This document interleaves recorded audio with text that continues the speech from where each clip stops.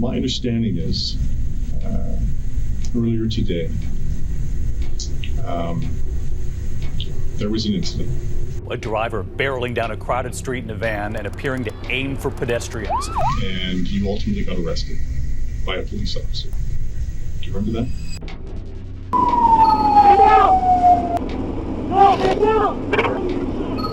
I remember that. Okay. Do you remember what he arrested you for? Over to 32 to help them out where they want. Yonge south of D-Cross. I believe I may have been arrested for something similar to murder. On April 23, 2018, 25-year-old Alek Minassian, a student at Seneca College, went to Ryder Rentals and asked to rent a truck to move his furniture out of his house. A background check came back clean on Alec, so he was permitted to rent the van. He had no idea how to drive the van, so he asked one of the sales reps to show him how to operate the van's gear shift. After the rep left, Alec then sat in the van alone for over 20 minutes. During those minutes, he was putting out a cryptic Facebook post that would mark the beginning of the 2018 Toronto van attack.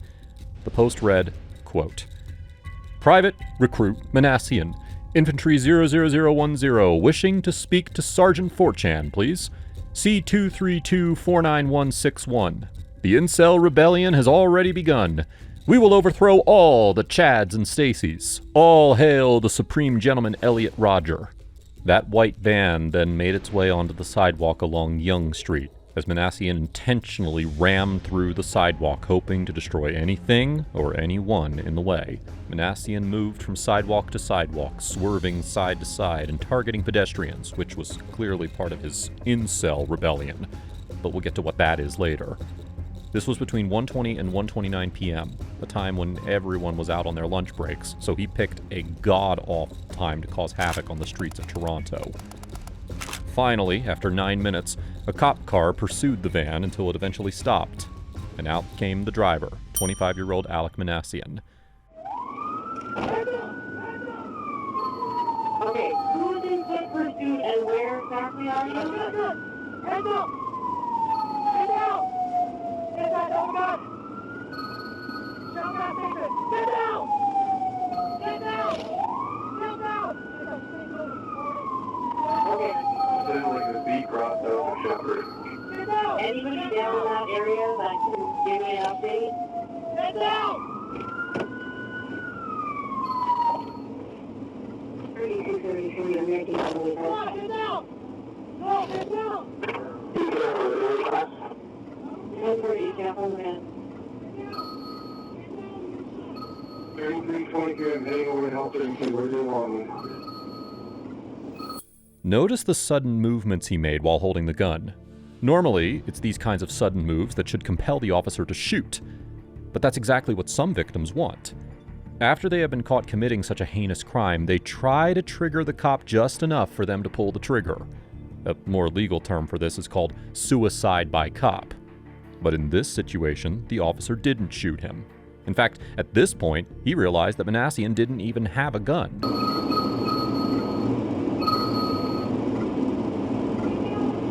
Sorry, 3322, are you calling? Yeah, I'm heading over to 32 to help them out where they want me.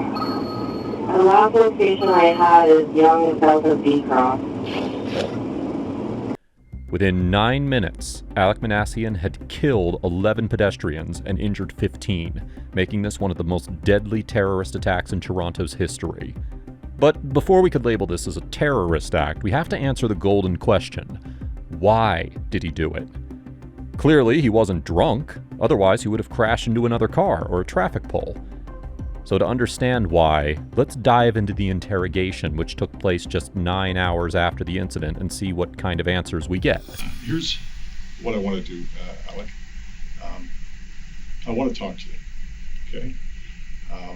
We're going to spend a good deal of time together, okay? It's important that I talk to you, all right? I'm going to ask you questions, okay? I'm going to ask you questions about your background, your education, your relationships with your family and friends, work, travel. I'm going to ask you questions about what happened today. Okay? You don't have to answer those questions if you don't want. Okay? You understand that? Yes. But if you do decide to answer my questions, okay, I just ask that you do two things for me. Okay? First thing is I ask that you treat me with respect. Okay? I promise to treat you with respect throughout the entire night. Okay? All I ask is you do the same for me. Is that okay? Yes. Okay. And the other thing I ask, Alec, and I've been doing this a long time, okay? And I typically never have any problems with people or anything like that. I don't expect to have a problem with you today, but if you do decide to answer my questions, would you do me the favor and just speak from the heart, okay? And just be truthful. That's all I ask. Does that sound fair? Yes. Is that okay? Okay. This part shows the candor and openness of the officer, which will help Alec open up to him. But during this interrogation, you will see how the detective checks for his level of comprehension a lot. That is because, in cases of insanity, which is a possibility here, the defense sometimes claims that their client had no understanding of their rights, of the situation, or has some mental illness. Still, this defense will be useless if the officer takes baby steps and confirms his understanding every single time, which this detective will. My understanding is, earlier today,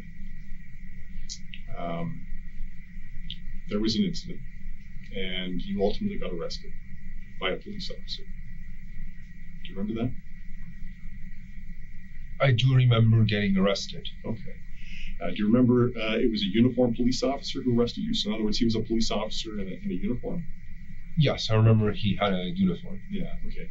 And I know there was a bit of an altercation. We'll get into that. But basically, I just want to kind of cover off a few points before we get started. My understanding is that that incident, the time that you got arrested, you were on or near the area of Yonge Street earlier today. Is that right? And a police officer told you that you were going to be placed under arrest. And he placed you under arrest. Do you remember that? I remember that. Okay. Do you remember what he arrested you for? I believe I may have been arrested for something similar to murder. Okay.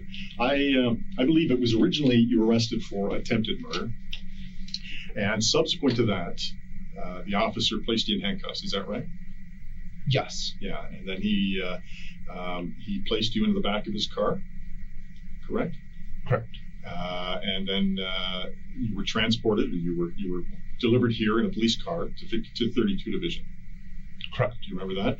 And following that, you were taken into the building, and you spoke to, I believe it was a gentleman, and he's known as a staff sergeant. He would have had 3 stripes on his shoulder with a crown. He would have asked you questions about your medical history, whether or not you were suicidal, whether or not you understood why you were being placed under arrest.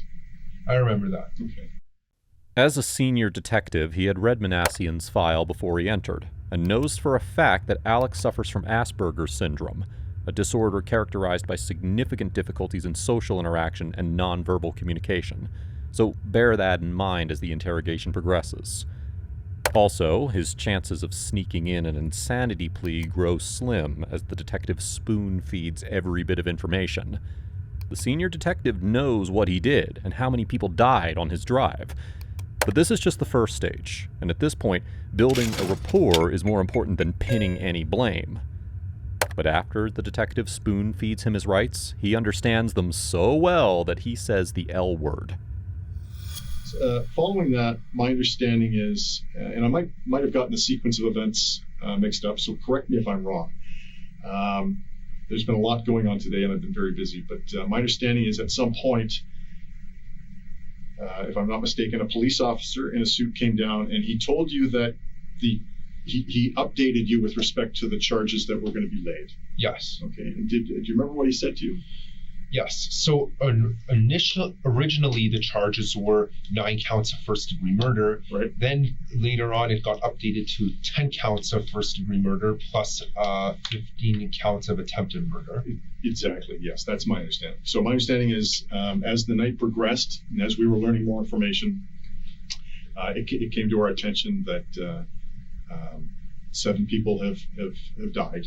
Sorry, 9 people have died. I apologize. As a result of an incident that occurred on Yonge Street. And so subsequent to that, my understanding is the officers came down and they spoke to you to advise you that the charges would be upgraded to 9 counts of first-degree murder. Do you understand what first-degree murder is? It's a premeditated murder and completely intentional and considered to be what's known as in cold blood. Well, yeah, that's a fairly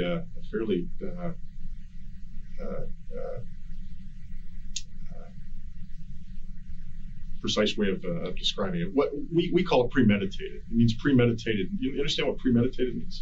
Yes, it would mean that someone planned for that murder in advance. Right, planning and deliberation. In other words, if somebody committed first-degree murder, they would have took the time out to think about what they were going to do, sit down and deliberate over the plan. So in other words, they were going to sit down and go over the details of the plan, figure out what it is they were going to do, how they were going to execute the plan, and so on and so forth to commit a murder. Plan and deliberate. That's what it means. So there's a lot of thought and energy that goes into planning to kill somebody. That's what first-degree murder is. Okay.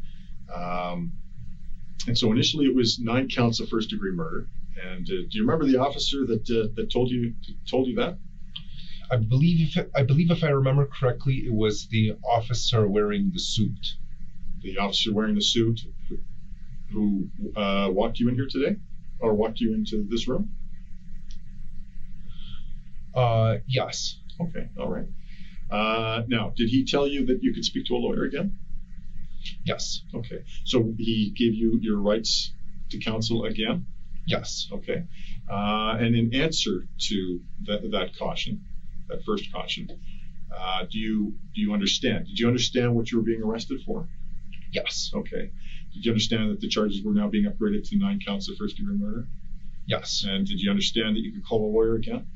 Yes. Okay. And what did you say to the officer in response to calling a lawyer again? I think I simply just acknowledged. I said, okay. Okay. And my understanding is he asked you, do you want to speak to a lawyer again? Do you remember what you said to him? I believe I said no thanks. Okay. The reason I gave that response was because since I had already spoken to a lawyer very recently, I felt that I wouldn't be given new information at that point. Right. That makes sense. Yeah, that makes sense. Okay. That was my understanding. It's important you understand what I'm saying. Okay. You're going to be charged with 10 counts of first-degree murder. Okay. As well as 15 counts of attempted murder.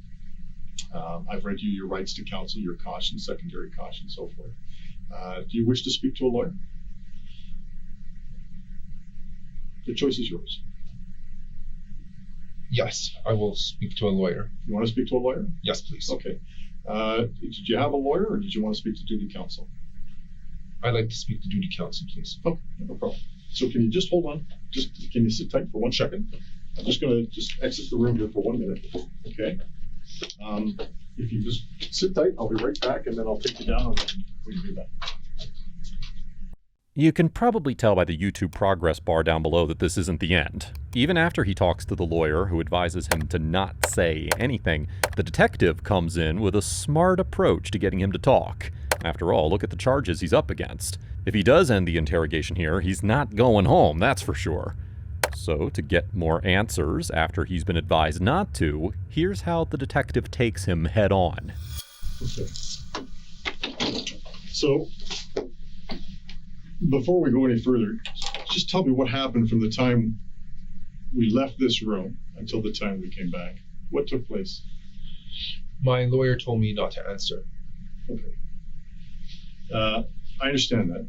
Okay, and I'm glad you told me that. You know why? Because that tells me you understand what your rights are. Okay.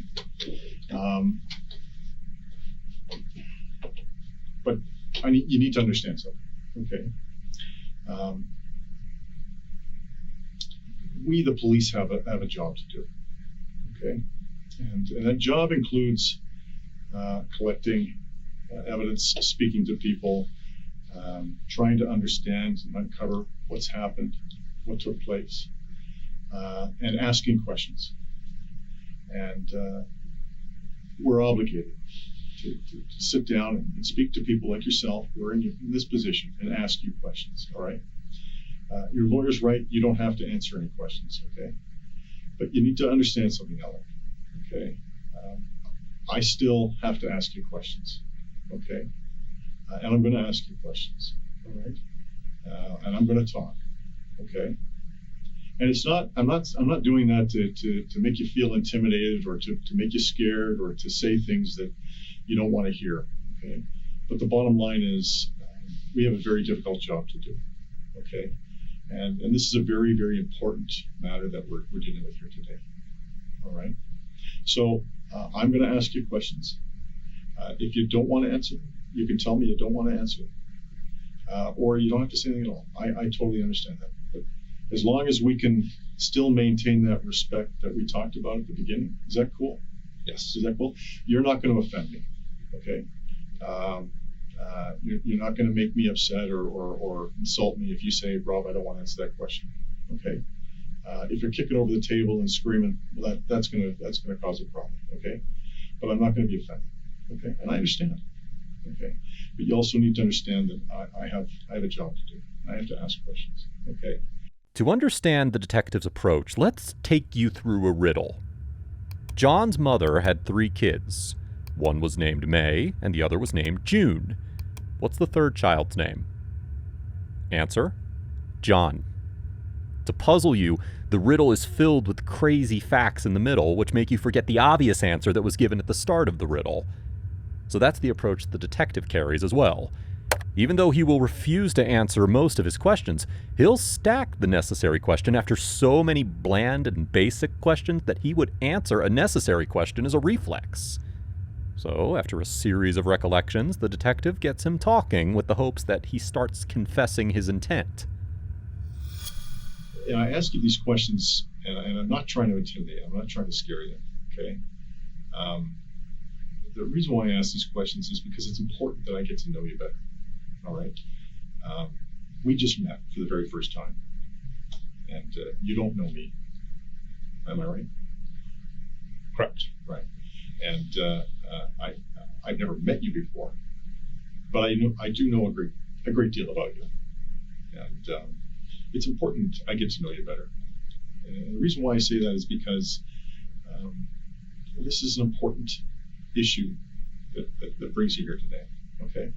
It's very serious, and I think I would be neglectful if I didn't at least try and understand who you are. That's all I'm trying to do.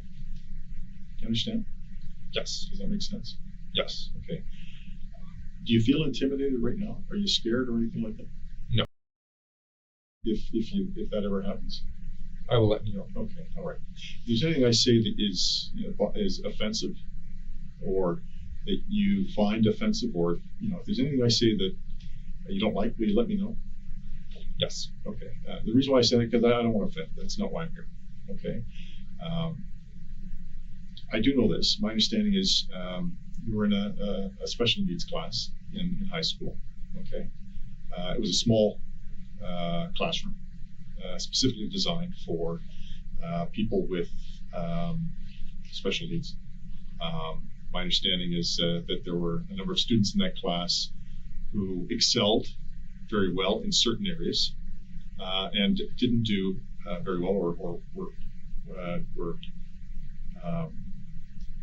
they performed poorly in other areas. So there were, there was a mixture of individuals in the class. And the idea behind being placed in the special needs class was to focus on the areas where they didn't perform as well.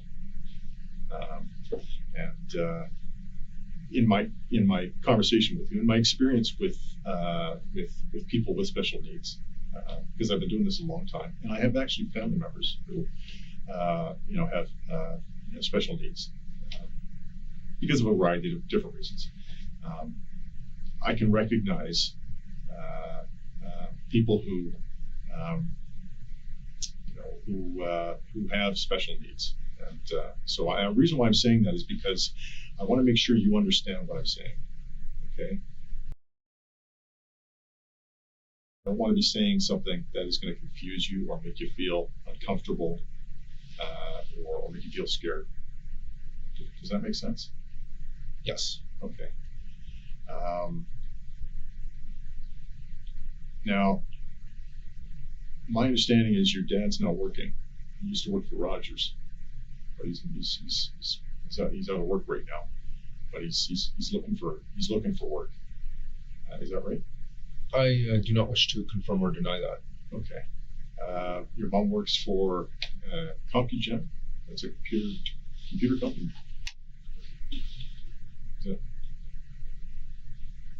I do not wish to answer that. Okay. All right.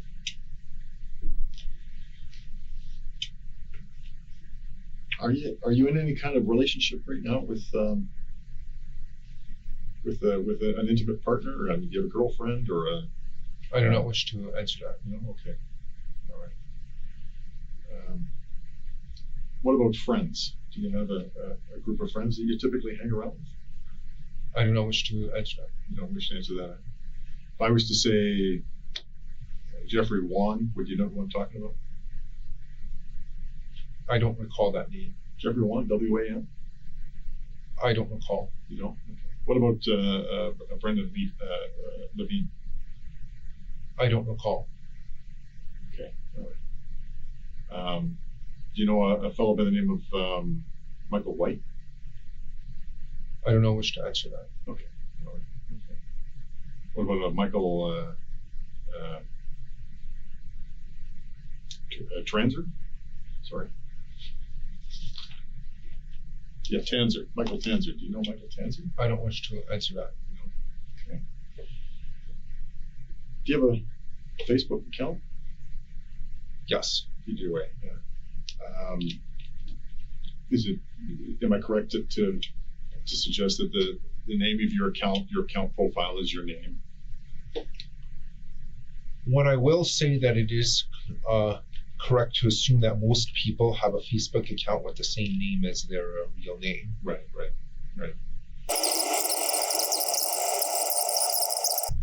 And my understanding is your Facebook account is your activity on Facebook is kind of sporadic. Sometimes you're on and then you go off and then you go back on and then close down your account and you open it back up.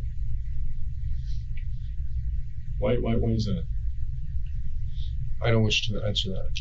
Am I right to assume that you've closed your Facebook account down in the past? I may have done it once. Yeah. Oh, okay. All right. When did you close it down?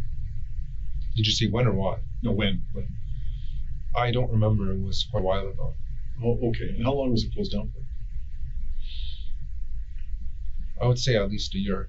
Oh, okay. And then, am I right to assume that you just recently opened it back up again?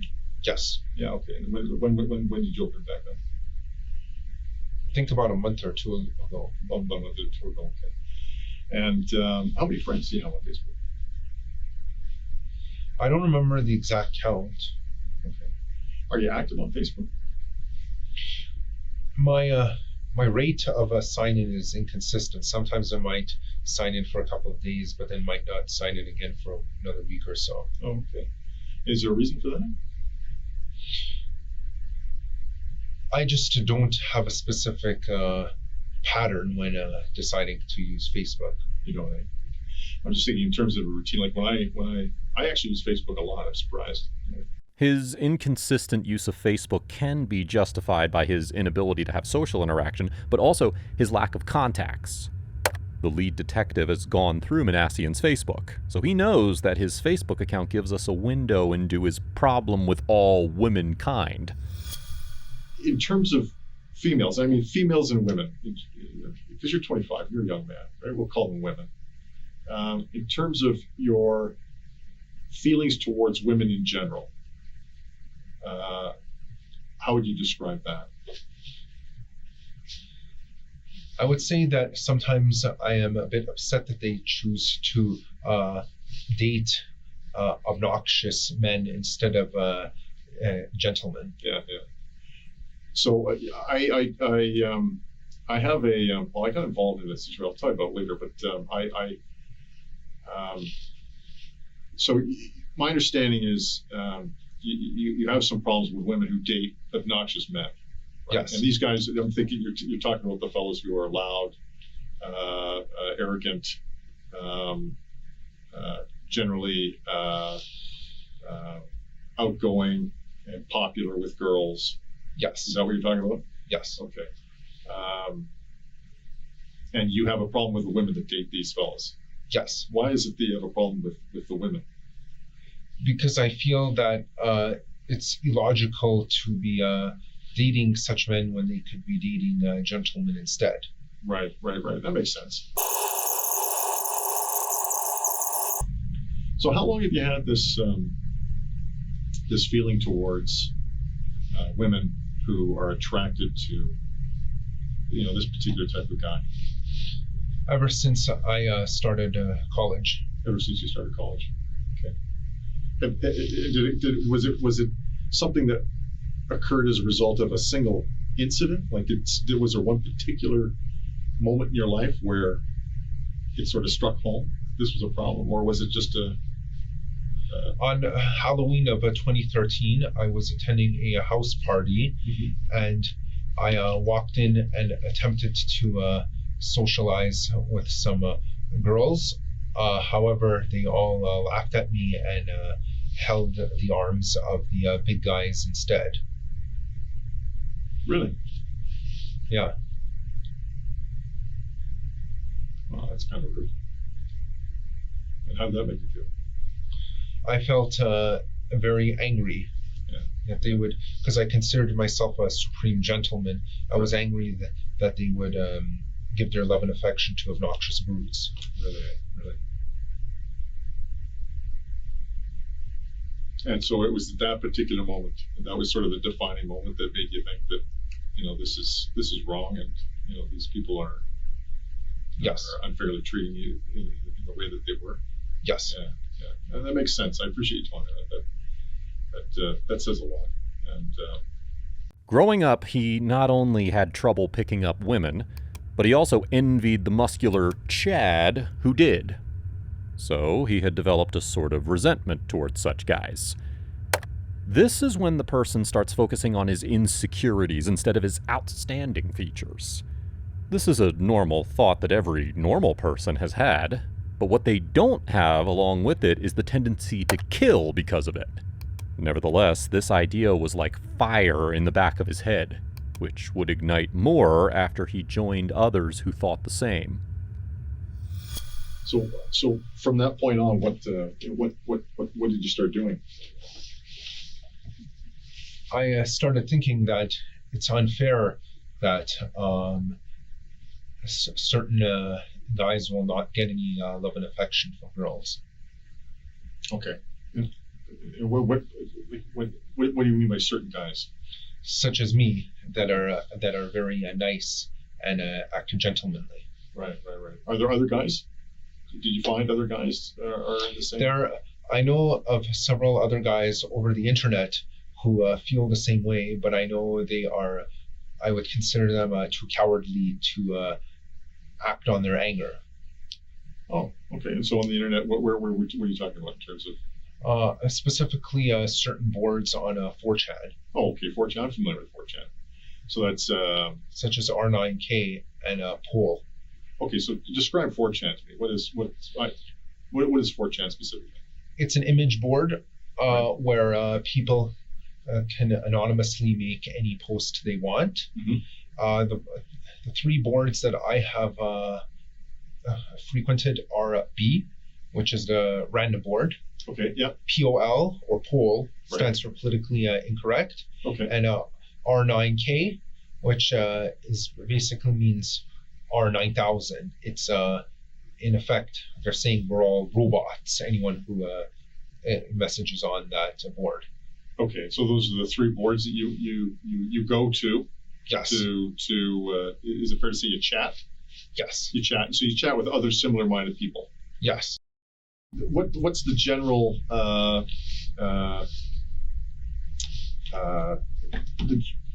topic within these message boards? Well, on B, or random, the general topic is random. It's literally any random topic. On R9K, they call us space robots. Okay. The topic is usually frustrations at an inability to lose one's virginity, specifically for young males. Okay. Poll, which is politically incorrect, is the general topic is basically political discussions with an alt-right bias. Minassian actively participated in these 3 chat rooms as he felt like they were his people. With these chat rooms, any person can see a big community struggling with the same problem and would then call it a collective issue, despite each person having different inabilities. It was in these groups that Minassian found his identity.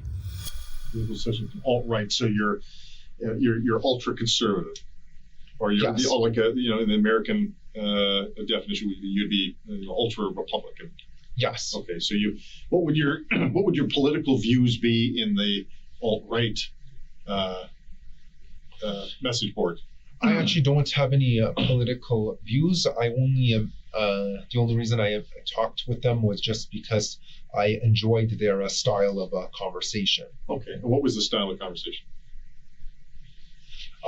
It was very blunt and honest. So what would it be? What would it typically focus around, or what would the typical conversations contain?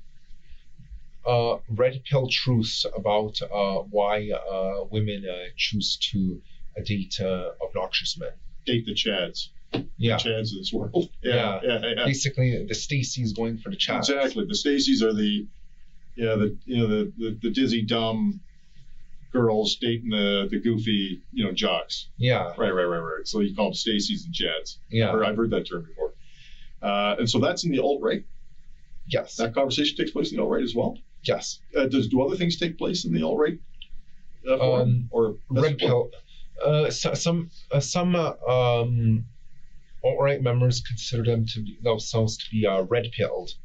What does that mean? Is that like a Matrix reference? Actually, it is in fact, that term was actually in fact came up as a reference to Matrix. Right. You can either take the red pill or you can take the blue pill. Right.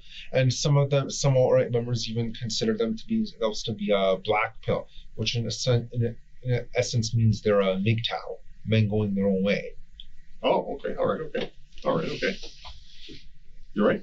Yep. Okay. So the conversations are surrounding. So in those 3 message boards, they're all basically this, or maybe I shouldn't say all 3, but in the 2 message boards, the alt-right and the R9K. they're And we call ourselves space robots there. space robots, but the conversations tend to be focused around fellows who have been unable to lose their virginity due to the Stacys of this world and the Chads. Yes. Right. And I've done a little bit of reading, and I know a little bit about involuntary Celibacy. Celibacy, right? So it's being celibate, involuntarily celibate. What does that mean?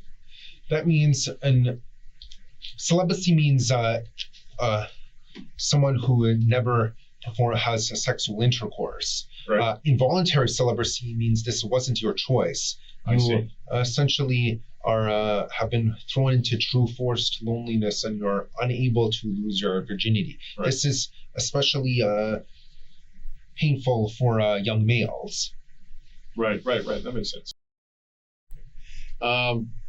So when you're on 4chan, what specifically are you? And 4chan, when you're on your different websites, and Forever Alone. Let me ask you this. Sorry, I mean it sound confusing. Which are you more active on in terms of 4chan? 4chan. Okay. When did you first? Sorry, you mentioned this and I forgot. When did you first go on to 4chan? 2014. 2014. And specifically when in 2014? May 23, 2014. And how were you able to remember that? Because I remember that was a very significant day. Okay. What was that? That was when Elliot Rodger decided to essentially commit an uprising, a beta uprising, if you will, right, against the Chads and the Stacys. Okay. And that was in the United States? Yes. Now we're starting to see where the influence came from. Elliot Rodger was one of the 2 attackers in the 2014 Isla Vista killings, in which there were 6 people killed and 14 injured by gunshot, stabbing, and vehicle ramming. He drove his car through a sorority house, and before doing so, he uploaded a video to YouTube titled Elliot Rodger's Retribution, in which he outlined his attack. Girls gave their affection and sex and love to other men, but never to me. I'm 22 years old, and I'm still a virgin. His intent was frustration over his inability to find a girlfriend. Turns out Rodger didn't just inspire incels like Minassian through his actions. He inspired them through his words. And so when you talk about... Well, because incels don't believe in borders. Right, okay. So locations are irrelevant to us. Right. But for geographical reference only, am I right to understand it occurred in California? Yes. Okay. And what type of uprising occurred? What happened? It was a beta uprising. A beta uprising? Okay. Although he didn't call it a beta uprising at the time. Someone else who was inspired by him by the name of Chris Harper called it a beta uprising sometime in, actually I believe it was October 1, 2015. It was 2014. No, someone else named Chris Harper Mercer in 2015 called it a beta uprising. I'm only retroactively assigning the label a beta uprising to the Elliot Rodger's moves. I thought Chris Harper Mercer committed a beta uprising in Oregon in 2014, which later fueled Elliot Rodger to do something similar in California in 2016. It was actually the other way around. Elliot Rodger in 2014, You're right. I'm sorry. Yes. His what I'm retroactively calling beta uprising inspired Chris Harper Mercer to do the same thing in 2015. You're absolutely right. You're absolutely right. That makes a lot of sense. Chris Harper Mercer was the school shooter in the 2015 Umpqua Community College shooting, and after his brutal kills, he had left a survivor numerous writings about his intent, one of which was sexual frustration at not having a girlfriend. Chris and Elliot were heroes to Minassian and inspired him to carry out his frustrations the same way. Yeah, more than so. Is there so the targets? Who were the targets for this uprising be? All of the alpha males. All the alpha males. So the Chads. Yes. So those are the people that you want to kill. Yes. Okay. All right. And who else? Any of the Stacys who do not wish to give their love and affection to the incels. So they're a target as well. Yes. To be killed. Yes. Okay. And what about the normies? Normies. Yes, we don't necessarily wish to kill the normies, but we do wish to subjugate them in order to make them understand that that our type is the more superior one. Right. So when you say subjugate, what do you mean by that? Meaning either imprison them or put them in a lower position in society. Okay. So that they acknowledge the incels or the Pepe the Frog types as the more superior ones. So you're saying things that I'm not familiar with. Sorry. What's a Pepe the Frog? He's a mascot on 4chan. He's a mascot? Yes. Oh, mascot on 4chan. Yes. And I was using a metaphor. Oh, okay. Yeah, so he's actually worshipped quite frequently. Oh, okay. All right. So going back to the conversation with Chris and Elliot, you're talking to these fellas. Now, when are you having these conversations? When do these conversations start taking place? Obviously before their massacres, because they're both dead now. Right. Okay. And then once you learned of so it was Elliot who was first in 2014. Yes. So what did you and Elliot talk about? I find you very interesting. I do, and I find this fascinating. But I want to make sure I don't go too fast. Who did you have conversation with first? Let me ask you that. Elliot. So how did you learn of Elliot?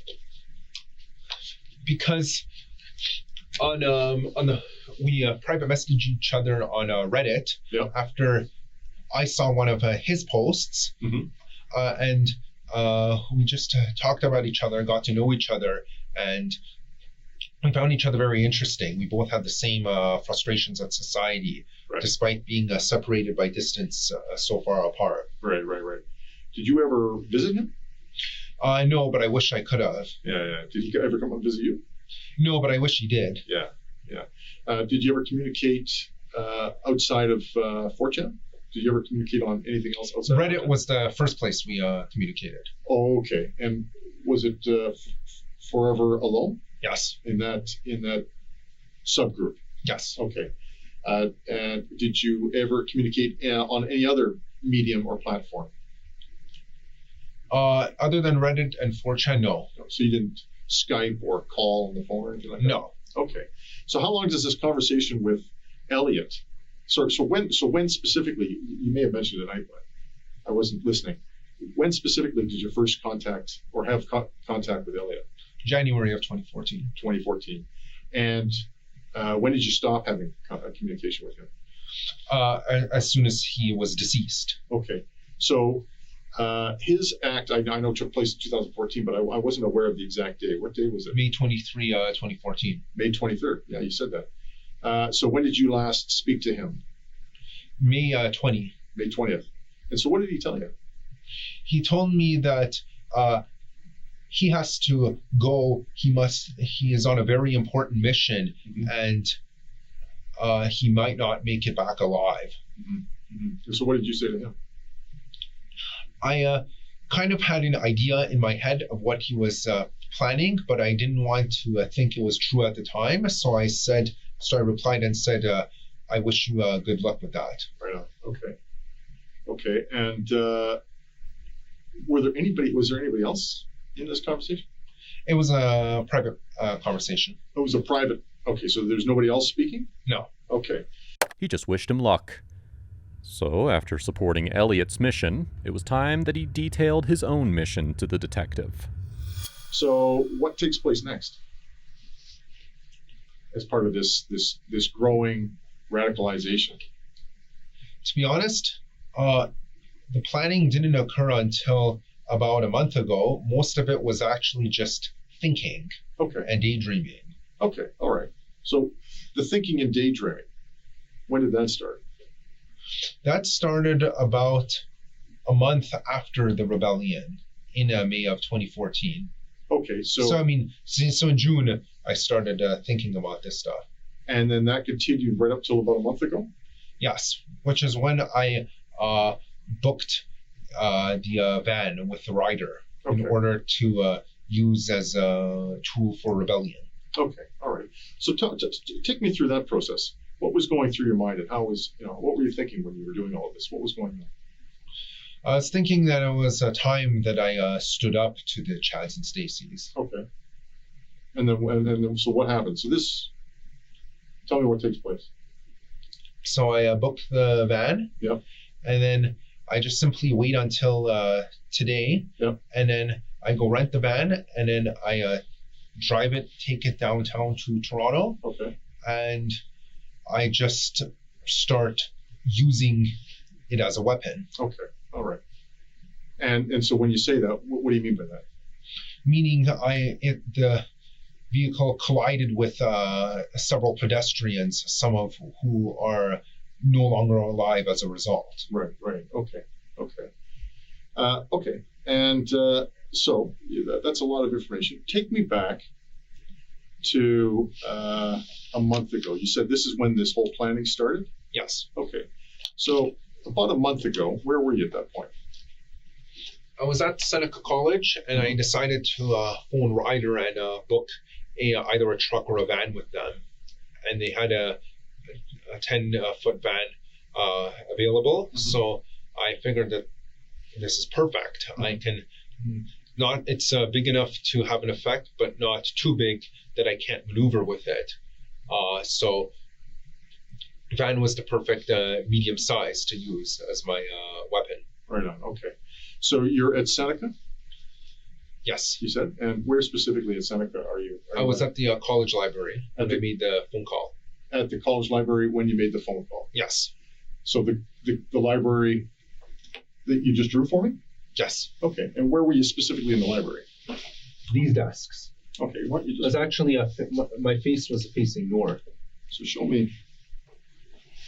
me where you were. I was sitting here facing this way. Okay, so you just put Ryder phone call.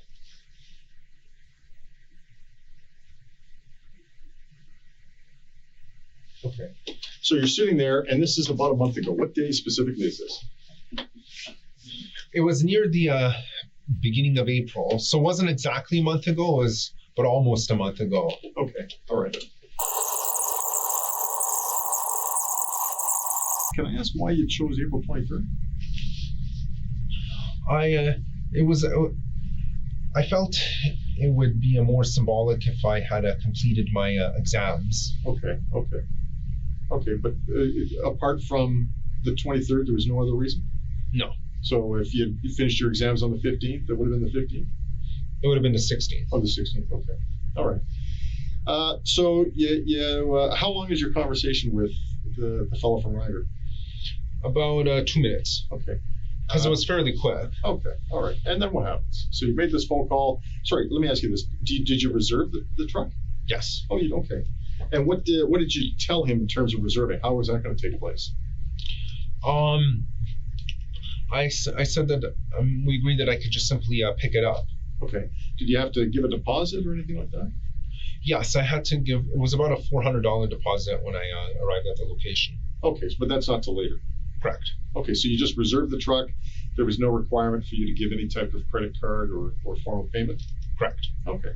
So you reserved the truck, then what happens? Then I simply record the reservation, and then I go on that day to pick it up. So nothing happens for approximately 1 month? Correct.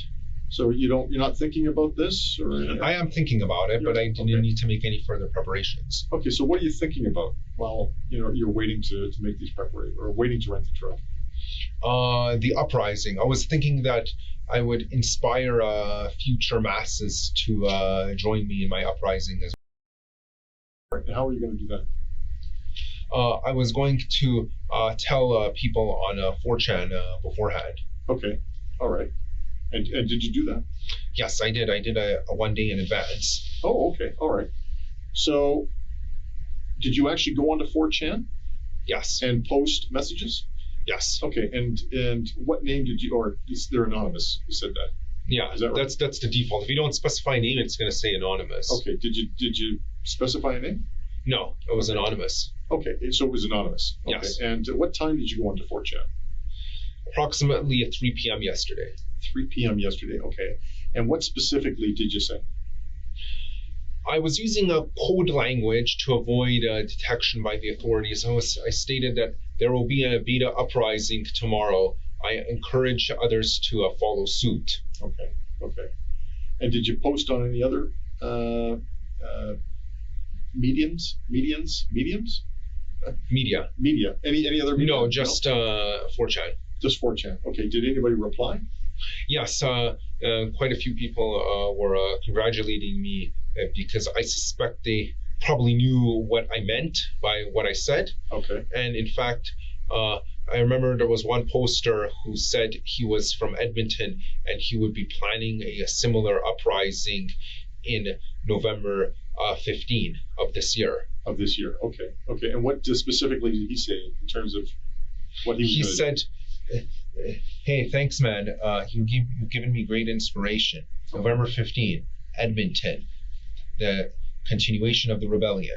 Okay. Those are his words. Okay, I understand. Okay.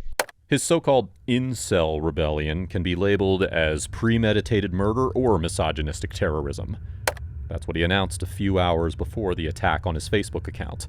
He complimented Elliot Rodger and his movement, and this part here is his military identification number. In his trial, Minassian tried the insanity angle to get a reduced sentence. A psychiatrist retained by Minassian's defense team stated that he had a quote-unquote autistic way of thinking, which was similar to psychosis. But Ontario Superior Court Justice Anne Malloy rejected his attempt to use autism as a defense. Finally, on June 13, 2022, Alek Minassian was sentenced to life in prison with no possibility of parole for 25 years. Now, at this point, we'd also like to applaud the efforts of Detective Rob Thompson, who took his time and carefully fed every bit of information to Minassian, which not only shattered his insanity defense, but also got him to confess about the Incel group and any of their future attempts of a Incel Rebellion. Now, if the case of Alec felt disturbing to you, well, then you should definitely check out my video on the chilling case of the drunk 37-year-old Delta Airlines pilot.